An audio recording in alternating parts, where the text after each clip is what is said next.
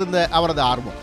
தன்னால் இனி தந்தை வற்புறுத்தும் இயந்திர பொறியியலை தொடர முடியாது என பாட்டி நவாஜ்பாய் டாட்டாவிடம் கூறிய ரத்தன் டாட்டா தனக்கு கட்டடக்கலையிலேயே அதிக விருப்பம் இருப்பதாக தெரிவித்தார்.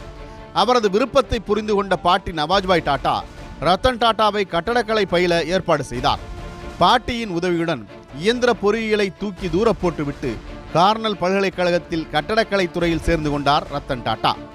இது அவரது தந்தை நாவல் டாட்டாவை கடும் ஆத்திரத்திற்கு உள்ளாக்கியது. ஆனால் அதை பற்றியெல்லாம் கவலைப்படாத ரத்தன் தனது கனவுகளை நோக்கி பயணிக்க தொடங்கினார். கார்னல் பல்கலைக்கழகத்தில் பட்டம் பெற்ற ரத்தன் ஹார்வர்டு பல்கலைக்கழகத்தில் வணிக மேலாண்மை துறையில் சிறப்பு பட்டம் பெற்றார். 1961ஆம் ஆண்டு IBM நிறுவனத்தில் பணிபுரிய ரத்தன் டாட்டாவுக்கு வாய்ப்பு கிடைத்தது. ஆனால் அந்த சமயத்தில் இந்தியாவில் டாடா குழுவும் கடும் நெருக்கடிகளை சந்தித்துக் கொண்டிருந்தது. ஜாம்ஷெட்ஜி டாட்டா உருவாக்கிய டாடா சாம்ராஜ்யத்திற்கு அப்போது